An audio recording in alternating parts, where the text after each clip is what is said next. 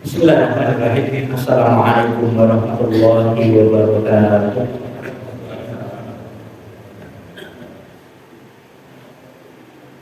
Alhamdulillah, nasta'inuhu wa nastaghfiruh wa na'udzu billahi min syururi anfusina wa sayyiati a'malina. Man yahdihillahu fala mudilla lahu wa man yudlil fala hadiya lahu. Asyhadu an la ilaha illallah wa asyhadu anna Muhammadar Rasulullah. Allahumma sholli ala Muhammad wa ala ali Muhammad. Wa qala Allah ta'ala, ya ayyuhalladzina amanu taqullaha haqqa tuqatih wa la tamutunna illa wa antum muslimun. Wa qala Rasulullah sallallahu alaihi wasallam, inna asdaqal hadithi kitabullah wa khairal hadi hadi Muhammad sallallahu alaihi wasallam wa syarrul umuri muhdatsatuha wa kullu muhdatsatin bid'ah wa kullu bid'atin dhalalah.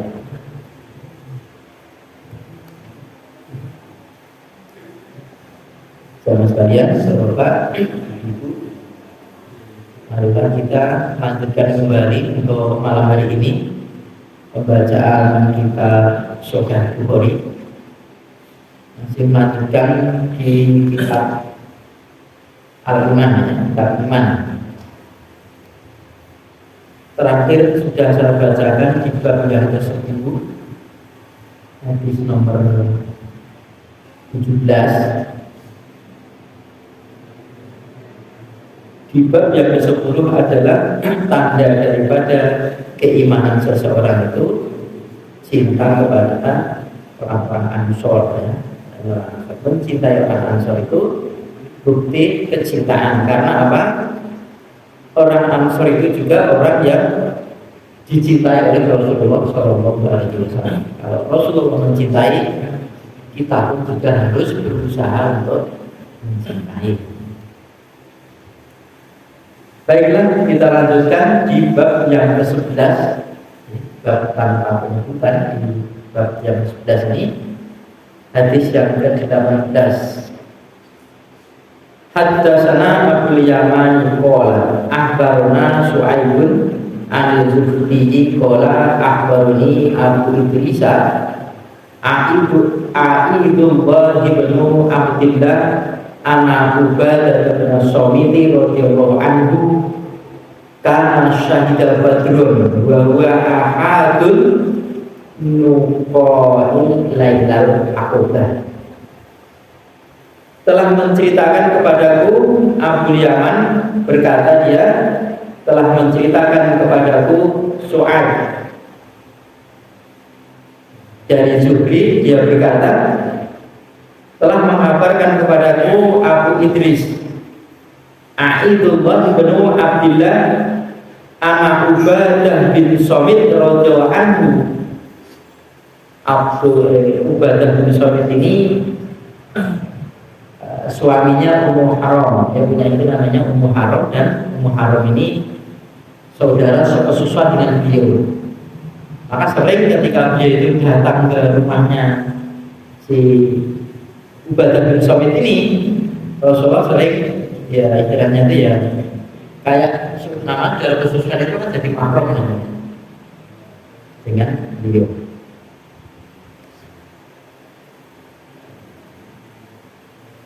Bahkan dan adalah dia si Ubadah bin Samit tadi syahidah Badrun, dia menyaksikan perang Badr, artinya ikut perang Badar. Orang sahabat-sahabat yang ikut perang Badar ini kan dapat keistimewaan, dapat keutamaan, ya, lewat lisan Rasul. Bahwa sedangkan dia itu adalah akadun, salah satu anuqo ilailata Aqabah. Dia seorang pemimpin yang menemui di malam Aqabah. Pada saat itu menemui Nabi itu dalam rangka berbaiat, membaiat Nabi.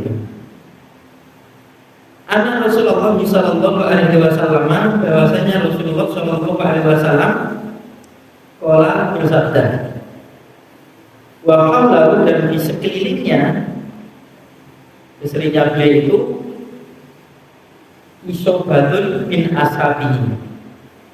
Isobatun sekelompok manusia min ashabihi, dari sahabat beliau, ya, sahabat-sahabatnya Nabi.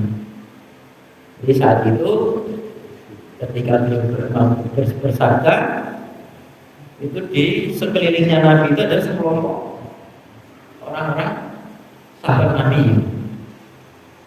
Beliau bersabdanya begini ketika dia di hadapan para sahabat itu di Malaikat Akubah, bagi uni, kalian berbayatlah kepada Nabi ala atas an la tusyriku billahi syai'an, bahwasanya tidaklah kalian itu menyekutukan pada Allah dengan sesuatu apapun. Itu ya ada hadisnya, ada janji atau sumpah setia untuk dirinya rela dipimpin oleh salah satu pimpinan. Ada dulu ya Rasulullah.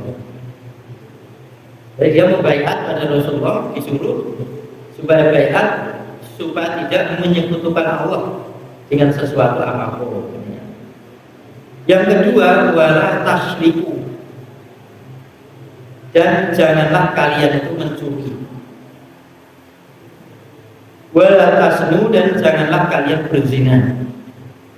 Wala taqtulu auladakum, dan janganlah kalian itu membunuh anak-anak kalian.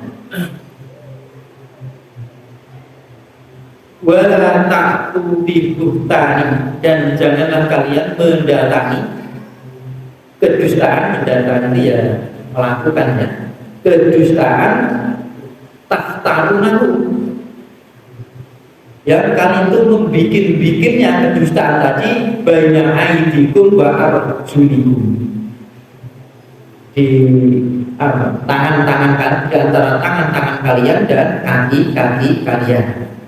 Kedua, kemudian wala taksu fi ma'rufin, dan janganlah kalian itu bermaksiat pada urusan kebaikan. Faman, maka barang siapa yang wafa menunaikan minkum dari kalangan kalian itu, fa'ajruhu 'ala Allah, maka pahalanya, ya, ganjarannya atas Allah. Wa man asoba, dan barang siapa yang mengenai min dalika, dari yang demikian itu syai'an, sesuatu, fa'uqiba fid dunya, maka disiksa pada dunia, bahwa dan yaitu kafaratun lahu, kafarat adalah penebus lahu baginya. Waman asoba, dan barang siapa yang tertimpa atau terkena min dalika syai'un, dari yang demikian itu sesuatu, tsumma satarahullah, kemudian Allah menutupinya, fahuwa, maka dia itu ilallahi, kepada Allah, insya'a, jika Allah itu menghendaki, apa Allah memaafkan anhu darinya. Wa insya'a, dan jika Allah itu berkehendak, aku baru dia Allah menyiksanya. Fabayah nahu, maka aku membaiatnya. Aku sih Ubadah bin Samit tadi, ubatnya kepada Nabi ala dalika, atas yang demikian itu. Bayat itu tidak cukup sekali kalau begitu, ya, mau perang, Nabi mengutus, ya di perang itu ya Nabi cuma mengutus satu sarya namanya itu ya. Kemudian ini pimpinanmu, maka ya dia bayat kepada pimpinan itu tadi sebagai amirnya. Bayat yang utama itu adalah bayat kepada Rasulullah SAW itu dalam pokok wajib karena ada Nabi. Kemudian setiap perbuatan-perbuatan yang harus dikerjakan, dibaiatkan itu biar ada kesungguhan. Nah, ada kesungguhan. Di sini ternyata baiat banyak ya. Di Lailatul Aqabah itu berbaiat. Rasulullah Shallallahu Alaihi Wasallam meminta para sahabat itu berbaiat bahwasanya tidak berbuat syirik atau tidak menyekutukan Allah. Kan termasuk dosa besar. Kemudian harus berbaiat tidak mencuri, tidak zina, tidak membunuh anak-anak kalian. Termasuk dulu kan azl dilarang. Azl itu kumpul karena istri, kemudian begitu mau keluar itu dijatuh. Ya. Itu kalau tidak ada persetujuan istri ya nggak boleh, ya, nggak boleh. Itu malah sebagian para ulama tidak memperbolehkan karena orang bekerja berkeinginan tidak dapat hasil dengan bekerja. Nadur itu supaya pukul lagi. Sebagian bolong. Kemudian selanjutnya membayangkan bahwasanya janganlah kamu melakukan kedustaan yang membikin-bikinnya, kedustaan yang dibikin-bikinnya itu lewat tangan kalian atau kaki kalian. Kaki kalian, kedustaan dari tangan maupun kaki dibayangkan. Juga tidak boleh maksiat pada satu yang kebaikan. Makruh itu adalah perkara yang dikenal dalam aturan Islam. Kok kamu tidak melakukan maksiat yang ya. Kemudian membayarkan diri kepada Rasulullah untuk menunaikan dari kalangan mereka itu. Maka barang siapa yang mau menunaikan pembayaran tentang tidak mau bermaksiat dalam kebaikan, tidak membuat kedustaan tangan-tangan mereka dan kaki-kaki mereka, tidak membunuh anak-anak mereka, ya, kemudian tidak berzina, tidak mencuri, tidak menyekutukan Allah, itu semua barang siapa yang menunaikan dari kalangan kalian dari para sahabat, maka pahalanya atas kalian itu Allah Ta'ala. Ajrnya, ajr itu kan upah namanya. Upahnya di hadapan Allah Ta'ala, bukan untuk kepentingan saya atau semuanya. Dan ada hubungannya itu kepentingan kalian dengan Allah Ta'ala. Maka barang siapa yang terkena satu siksaan di dunia ini, maksudnya yang mendapat ujian di dunia ini, maka itu sebagai penebus dosa dia. Jadi ada hadis sahih gitu ya. Muslim yang bahasa itu, saya ingat saja yang Muslim. Jadi di akhirat kelak itu orang-orang yang dulunya itu terkena musibah di dunia, kemudian mati. Orang yang tidak terkena musibah di dunia mati juga. Ternyata terkena musibah ini dia sabar, berharap pada Allah Ta'ala dan menerima takdir ini. Kalau dia usaha untuk sembuh, misalkan sakit, usaha dengan baik, tidak kedukun ini ya, atau tidak hal sesuatu yang bikin dosa. Kenapa pahalanya besar? Lah orang yang ketika di dunia tidak ada ujian itu, dia menginginkan. Kalau begitu saya menginginkan dulu, iya saya itu di dunia itu kaki tangannya itu kepotong. Sampai begitu, kalau pahalanya besar. Di dunia kan, insya Allah gitu gitu. Lah ini kalau dia itu terkena, ujian atau di sini itu bukan siksaan di dunia, masalah ujian, maka dia sebagai penebus dosanya. Maka kita menjenguk orang sakit ini orang sekalian, mendoakan dan minta doanya itu yang sakit. Di hadis qudsi juga, ya, baru saya ini sakit, kamu tidak menjenguk. Saking dekatnya orang yang meninggal itu dengan Allah. Kalau orang-orang yang beriman, maka di sini saya sampaikan, jangankan orang sini, jangankan orang Ciman yang kadang meninggal kalau dia muslim. Tidak usah disuruh untuk sholat, tak sholatkan. Oh saudara kita yang jauh saya kenal saja, kalian yang kenal tak ajak sholat dulu. Itu. Tapi kalau hidupnya tidak sholat, jangan meminta-minta orang dia itu sholat. Dan barang siapa yang terkena dari yang demikian itu sesuatu, terkena musibah juga, ya sudah, Allah menutupi padanya, menutup keadaan ini. Sahara itu kan penutup ya, di Allah Ta'ala tutupi. Maka pada Allah jika menutup itu artinya ya tidak kena musibah, maling bolak-balik rakyat cekel, korupsi bolak-balik rakyat cekel. Tanda itu tanda kemauan, darajat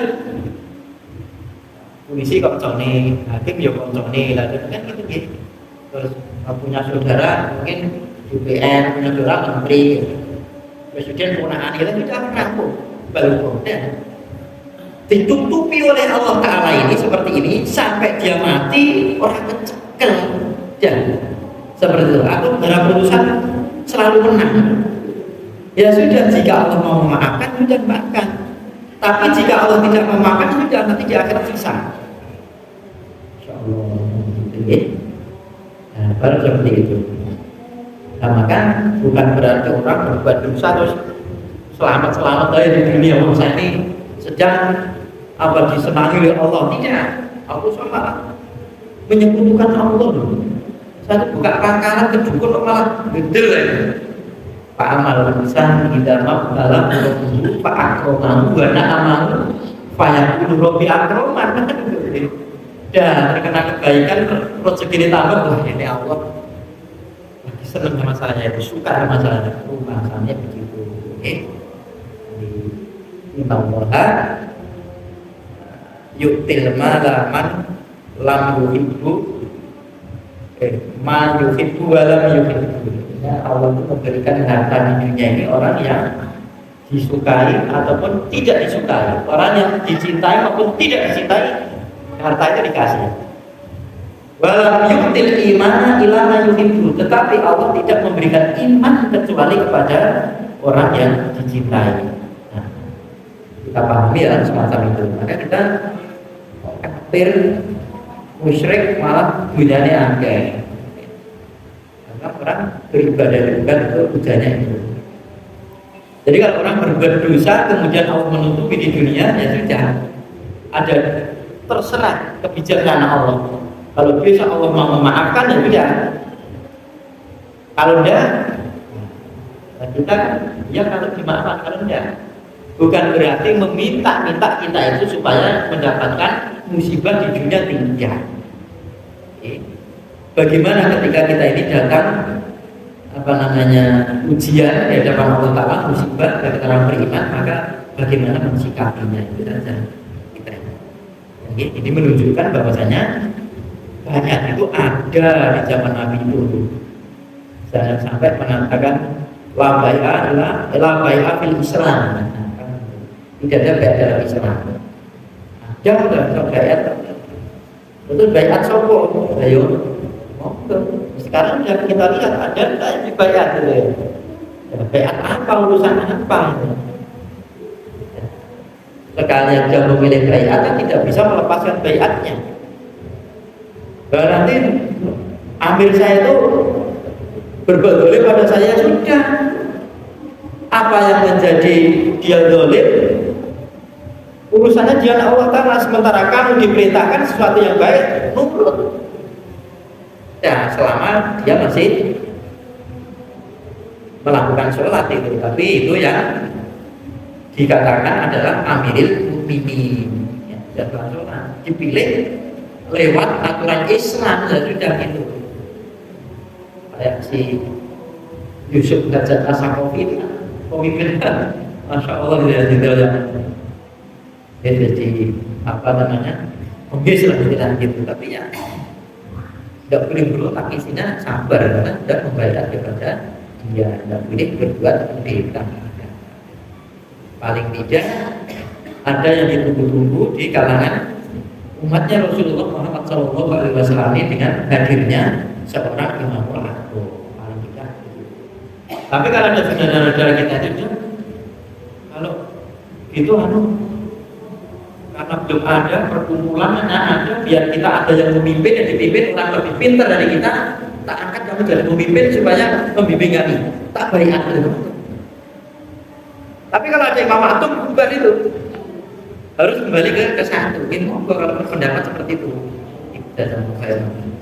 Mudah-mudahan orang yang punya ijtihad seperti itu, ya itu tadi salah dalam satu lalu pendapatnya juga. Dia kan berpendapat bahwa musafir 3 orang saja harus makan satu imam. Misalkan begitu, ada orang banyak dari imamnya. Kalau yang cocok dengan itu, kalau tidak ya sudah. Orang melakukan itu punya dalil, orang yang menolak pun juga ada dalil mestinya seperti itu. Kan orang melakukan karena hawa nafsu, dia tidak mau juga hawa nafsu. Kalau kita intinya al ilmu qabla qauli wal amal. Intinya orang ilmu itu didahulukan sebelum dia berbuat atau beramal ataupun sebelum bicara. Urusan itu ngaji sih, nah, dulu ngaji dulu bagaimana. Dan kita tinggalkan bab yang ke-11. Sekarang bab yang ke-12. Bab minat dini, bab bagian dari agama itu al-firaru minal fitnah. Firar lari ya, orang yang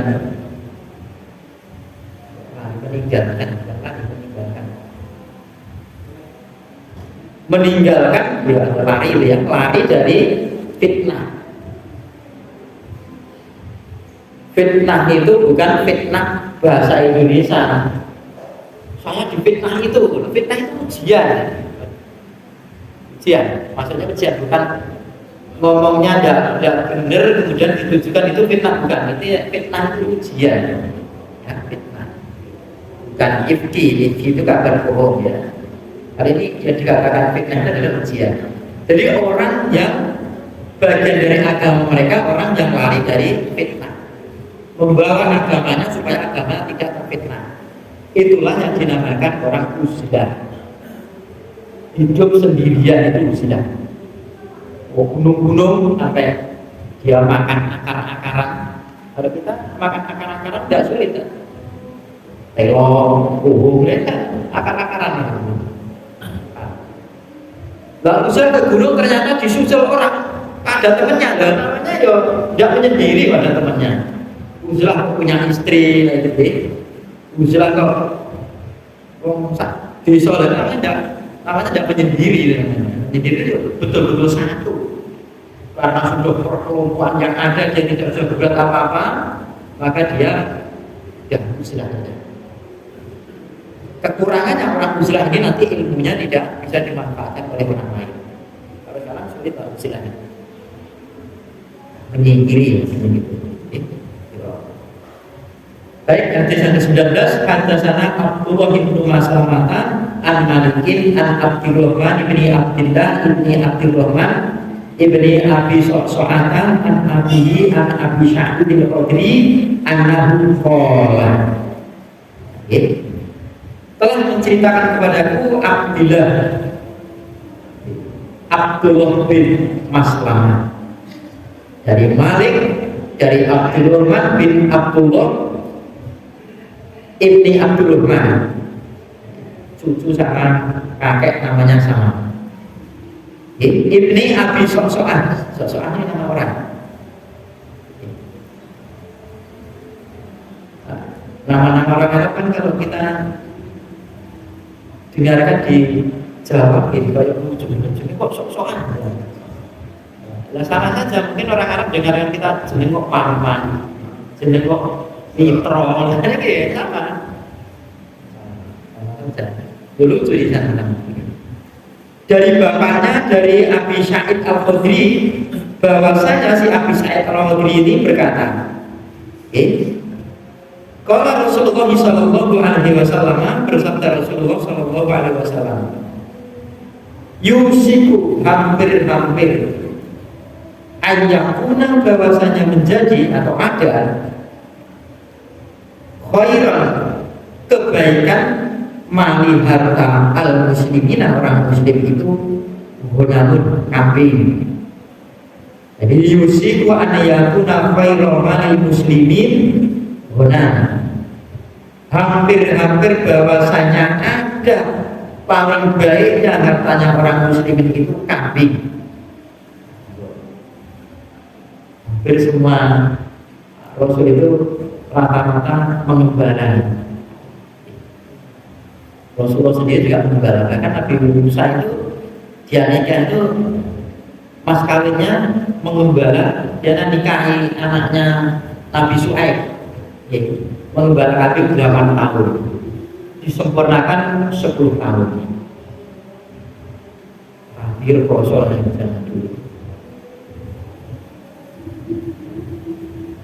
Yang baru bila, yang baru mengikuti bila dengannya, dengan gonang tadi, sya'afal jibal, ya lereng gunung, perbukitan, wa mawaqi'an qatri, dan tempat jatuhnya air,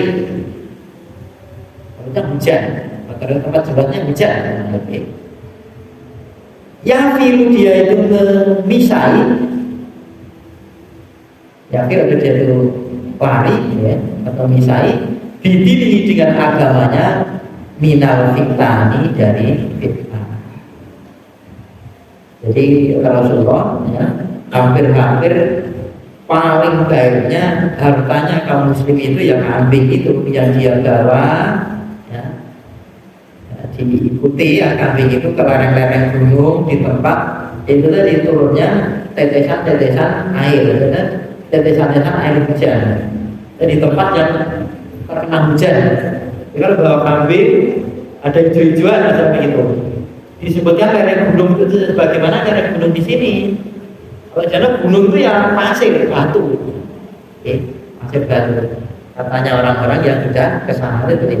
Kalau kita kan ya begitu disebut gunung berarti hijau, banyak tumbuh-tumbuhan, banyak turunan, banyak rumputan. Kalau di sana dia pada di lereng gunung itu, maka dia mencari tempat di lereng gunung yang tempat tetesan air hujan itu terkena hujan terus tumbuh-tumbuhan untuk mengembala kambingnya. Maka dia lakukan di situ ke lereng gunung dan begitu, yaitu diyakilu ini minal fitnah. Dia melarikan agamanya karena fitnah. Dia mau agamanya terfitnah. Kayak terjadi cerita di Al-Quran itu yang didulkan oleh Allah Ta'ala selama 300 lebih gitu ya. Masya Allah ya. Diselamatkan oleh Allah Ta'ala. Wajar yang hidup di satu negeri, negara, dulu kerajaan, atau kerajaannya ini wah, pokoknya ada orang dulu di tahun berapa ya, rame-rame ini teroris itu, pokoknya jenggotan juga guys, wes teroris, misalkan itu, pokoknya ciri itu, bahkan ada bekas sepatu jut, ini teroris bukan main, sehingga wes masih isu ini ya, dan corongnya adalah orang muslimin, corongnya orang-orang muslimin dan orang yang aktivis corongnya itu. Lalu terjadi orang yang menegakkan syariat dengan benar itu juga dianggap membahayakan kerajaan mereka. Roh-roh ini nanti bikin pemberontakan aja mau dibunuh dikejar, dia lari namanya. Oleh Allah Ta'ala dipertemukan sampai ke gunung itu dua, ya, masuk ke dua diamankan oleh Allah Ta'ala juga ini sampai 300 lebih dia diculik. Ketika sudah keadaannya aman, dibangunkan oleh Allah Ta'ala. Ya kan bawa bekal ke temannya, dan bangun sudah siang nggak mungkin dia. Ya. Nah, kita lihat itu mana kendaraannya kan? Buatnya kita kurang ya. Kendaraannya jadi tengkorak, dulu kan hujan atau himan. Tapi melihat air minumnya lumayan seger. Ini bener ya. Air minum masih utuh kayak baru tadi, kok ada tengkorak, kendaraan kita, undangan kita. Sorwe akhirnya kan gitu. Begitu lapar kan, kamu pergi ke pasar, nih duit ini jajan.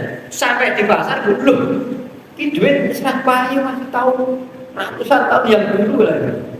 Dulu udah piye gitu payu. Akhirnya sadar dia itu tidurnya cuma sehari 2 hari. Kayak penyebutannya ya itu, yang kamu gak jauh, jadi ya, sehari atau setengah hari saja.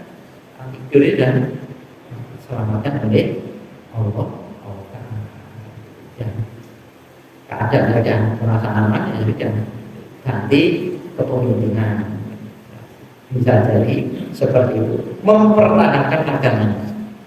Di zaman Rasulullah SAW, para sahabat itu berapa kali dia itu hijrah, Masya Allah, luar biasa di mana-mana. Terakhir ke Madinah ini, ke Tasrif ini, sampai Masya Allah, karena ya wajib itu orang muslim walau kan nabi sosok orang Madinah ini sampai Rasulullah SAW tidak bercita-cita kembali ke Mekah, sehingga ketika ke Mekah beliau sholatnya kosong karena pindah-pindah ke Madinah. Dan orang-orang yang hijrah itu tidak boleh kembali ke Mekah kecuali hanya sekedar ya tilik saja. Dulu kan zaman Pak Jokowi ya, pulkan nggak boleh, mudik nggak boleh, pulkan boleh ya. Nah, ini ya sekedar itu saja. Ya tilik-tilik saja. Padahal sahabat itu Masya Allah itu mempertahankan agama. Bahkan Abu Bakar As-Siddiq radhiyallahu anhu sekarang orang yang paling top-topnya luar biasa saja. Sampai sana jatuh sakit, ini ada kerasan. Tidak ada kerasan kan gitu. Sebenarnya itu, tapi ya jangan perlahan keimanan mereka sampai ketika dia ke Mekah yang awal itu, ketika terjadi Fathu Mekah itu kan banyak lihat filmnya itu ya. Itu kan wabul puasa itu terjadi di laut itu. Masya Allah sampai kangen nih. Mempertahankan keimanan sampai seperti itu dulu supaya tidak terfitnah. Terfitnah itu agama terganggu. Baik, satu hadis bab yang ke-12, sekarang bab yang ke-13. Bab qauli Nabi sallallahu alaihi wasallam, anak lamukum pindah, anak aku kata Rasulullah, aklamu paling mengetahuinya dari kalian pindahi dengan Allah.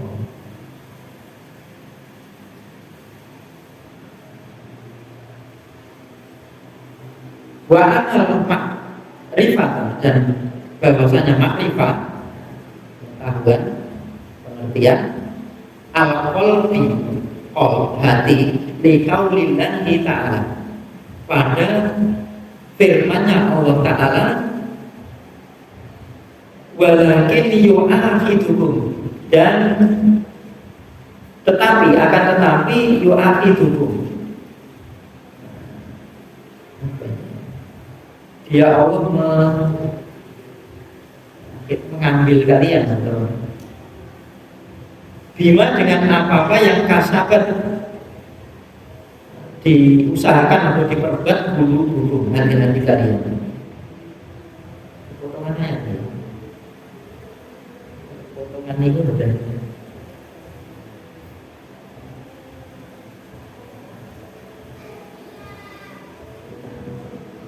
Surat Al-Baqarah ayat 22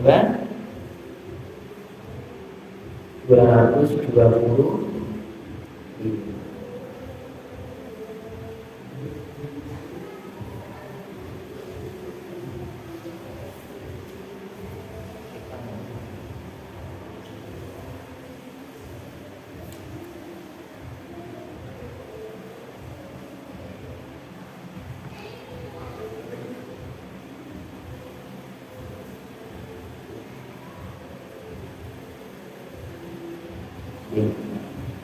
la yu'akhidukumullahu bil-lahwi fi aymanikum walaki yu'akhidukum bima kasabat qulubukum wallahu ghafurur rahim. Berarti berbicara tentang lahwi. Lahwi ini kan palahanan, barang yang sendahulu ya. Jadi pada ini siksa berarti kan ini ya. Jadi yu'akhidukum ini artinya siksa. Tidaklah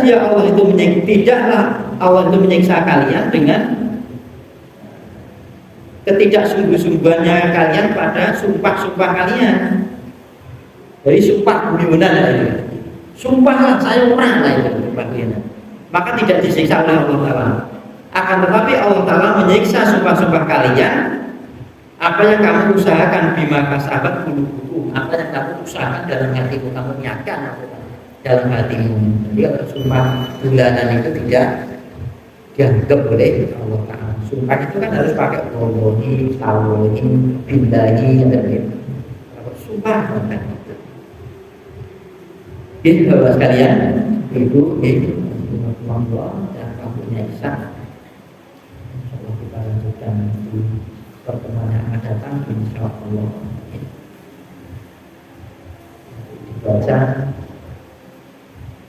bab yang ke-13 dan babnya ini. Fa'aqulu qawli hadza astaghfirullah wa atubu ilaih. Assalamualaikum warahmatullahi wabarakatuh.